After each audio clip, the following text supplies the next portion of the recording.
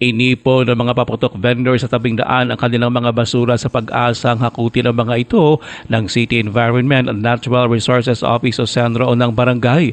Sa katunayan, ayon kay Coronadal Firecrackers and Pyrotechnic Retailers Association o KFPRA President Jamel Alo, ginagawaan niya ito ng Senro sa nakalipas na 16 na taon. Pero sa isang pahayag ayon pa kay Alo ngayong taon, Enero 2 ay hindi pa rin nahakot ang kanilang mga basura sa tabi ng General Santos Drive.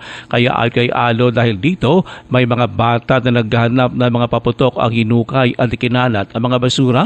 Ayon pa kay Alo, sinita pa ang mga ito ng mga kasama nilang retailer. Dagdag pa ni Alo dahil hindi kaagad nahakot, may mga nagukay din ng mga basura para kumuha ng karton, kawayan, kahoy at discarded na galvanized iron.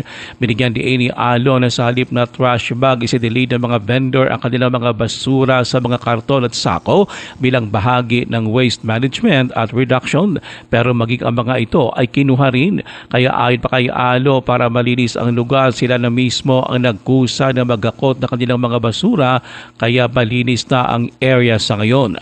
Ito naman ang tugon ni Alo sa mga tumawag sa social media sa grupo ng mga paputok vendors sa Coronadal na tanga, makalat at walang disiplina. Ruel Osano, NDBC Bida Balita.